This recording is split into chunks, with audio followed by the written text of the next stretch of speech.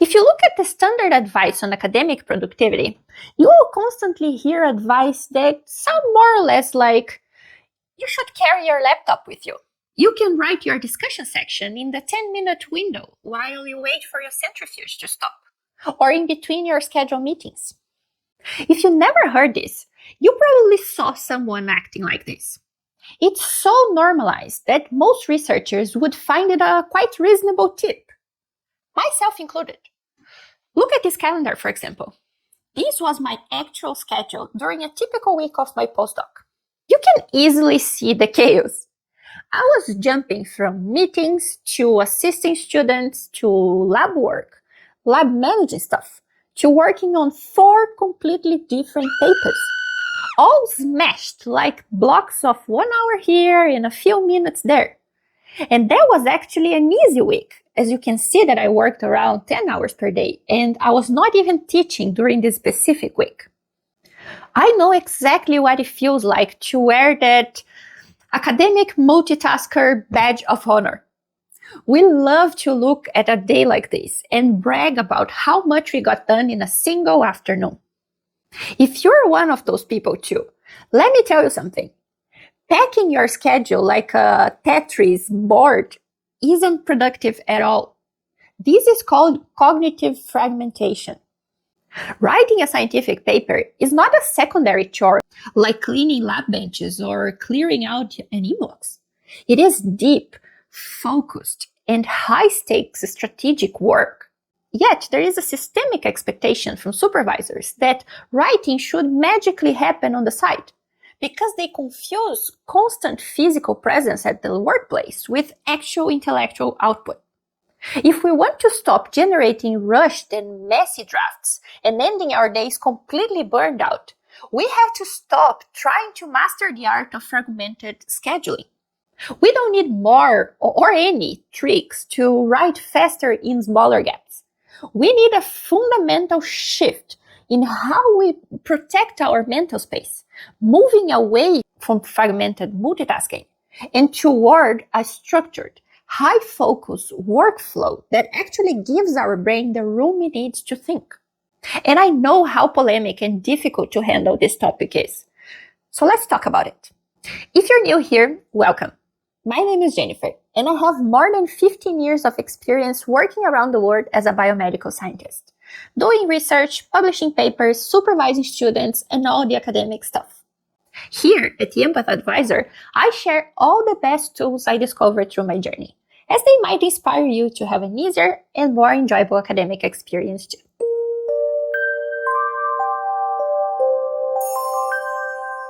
Things no writing coach tells you. To understand why trying to write a paper in the breaks between other kinds of tasks feels so exhausting, we have to look at the actual cognitive science of what we are forcing our brain to do. The first major trap is called the task switching penalty. This spot-on name means that multitasking is not more than a mathematical illusion. Our brain physically cannot process 2 high-level cognitive tasks at the same time. The maximum we can do is quickly jumping back and forth between them.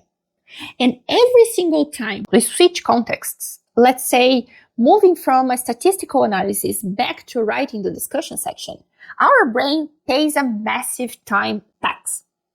Think of this tax as the reloading time for your mind. When you are deeply focused on writing, your brain has to load a specific mental set, which contains all the vocabulary you want to use, the structure of your argument, and the flow of your narrative. The moment you switch away to look at a statistical graph or check a lab protocol, your brain completely dumps that writing file to load the next task. And when you try to switch back to your paper, your brain can't just pick up exactly where you left off. It has to manually reload the last paragraph, remember what point you're trying to make, and slowly rebuild that state of deep focus.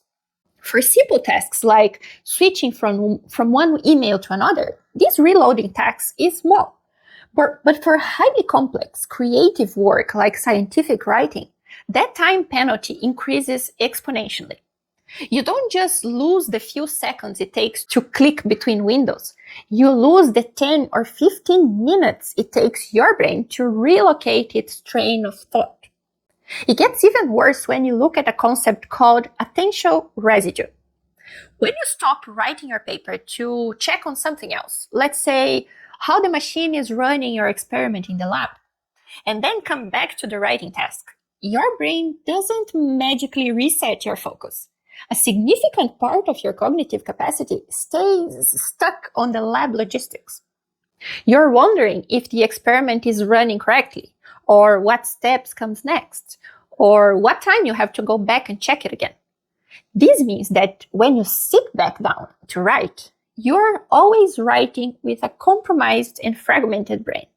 You've left half of your processing power at the lab bench or in whatever second task you did. This brings us back to the cognitive load theory, which we broke down in episode 1 of this series. Our working memory has a strictly limited amount of bandwidth. When we try to write in a chaotic, interrupted environment, we flood our brain with all the mental noise of our surroundings. But to synthesize a complex scientific argument, our brain desperately needs that bandwidth for the deep, high-level processing required to connect our data to the literature. Another important thing to have in mind is called thought-to-text gap. You know, that exact friction point where your brilliant scientific ideas get completely stuck somewhere between your brain and your fingertips before you can deliver them to the page. Well, higher education and graduate programs almost never provide explicit instructions on how to bridge this gap. Universities expect us to just know how to do it. They give us the lab space, but they leave us completely stranded when it comes to the actual cognitive strategy of writing. This exact systemic failure is the entire reason I started this channel, and it is why I build my strategic digital products. I want to provide the concrete, step-by-step frameworks that academia completely fails to teach us. Frameworks explicitly engineered to lower that cognitive load so you can finally get your science out of your head and onto the page.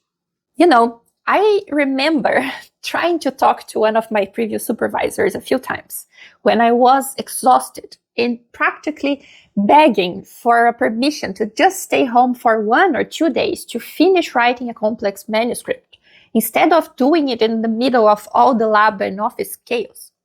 And the answer was a flat no. Their rule was simple. If it's a workday, you are expected to be physically present in the lab or at your office desk because you have to set an example to your students. Just as if exhausted and overwhelmed is somehow a good example. But okay. I feel like there is this collective and outdated illusion that if your supervisor can't physically see you in the lab or sitting in your chair, you must be wasting time. Many supervisors treat physical presence as the ultimate metric for scientific productivity. But trying to synthesize complex data in a high-stimulus, open-plan university office is an absolute agony. Every 10 minutes, the door opens. A student needs help calibrating an instrument. A colleague wants to chat about a collaboration. Or simply the volume of the surrounding conversations can kill any focus. So you spend an entire 8-hour day at your desk, burning all your mental energy, just fighting off distractions, only to look at your manuscript file at 5 p.m. and realize you wrote maybe 2 sentences. But I also had good experiences with this. In other times, with other supervisors, I was actually granted a few days to peacefully work exclusively on writing. And I can tell it's a completely different story. Without interruptions, no visual noise, no ambient chatter, my brain could happily hold a complex scientific argument in its working memory for a long time, and even create new ones. I easily accomplish more in 3 isolated days at home than I've ever done in 3 agonizing weeks at my work desk. Actually, 3 months, if I'm being completely honest. And it made me realize something very critical. If my academic environment forces me to choose between being a visible body at the bench or a productive mind, I think the system is fundamentally broken. What do you think about this? Now you might be thinking, Jen, what am I supposed to do if my supervisor doesn't allow me to work remotely to focus on my writing, and I'm forced to try and write inside the chaos of my lab? My answer is simple and based on what I learned from my own trials. You don't just accept the chaos. You can totally build an intentional fortress around your focus. To protect our working memory when we cannot change our physical locations, first, we need to establish a visual boundary. Or even better, let's call this the headphone protocol.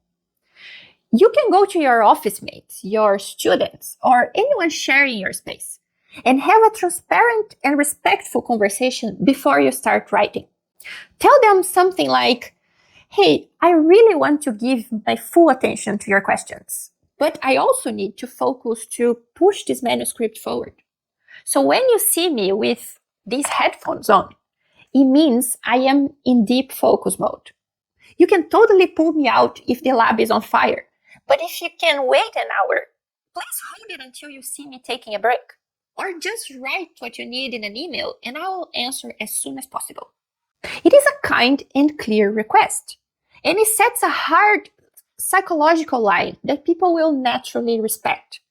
I'm talking from experience, as I've used this strategy many times, and it usually works impressively well. And there's a fascinating secondary benefit of doing this, which is a forced organization effect. When you establish this boundary, you're not just protecting your own brain, but you're actually training the people around you to respect time. When your students or colleagues know they cannot just tap you on the shoulder for every minor thought, it forces them to become more organized. Instead of interrupting you 6 separate times for 6 separate tiny questions, they are forced to batch their demands. They will likely write them down, solve what they can on their own, and bring you a structured list later when your headphones are off. You win, and they grow as independent researchers. Isn't it perfect? And my final and extremely important suggestion is putting your laptop into airplane mode. The digital noise is just as demanding as the physical noise. So before you type a single word, close Microsoft Teams, your email, and any other source of communication distraction. Treat your writing block exactly like a non-negotiable flight across the Atlantic. When you are 35,000 feet above the ground, people can't instantly message you. Well, now that many flights have Wi-Fi, sometimes they actually can. But my point is that the world doesn't stop turning because you didn't answer an email for 90 minutes.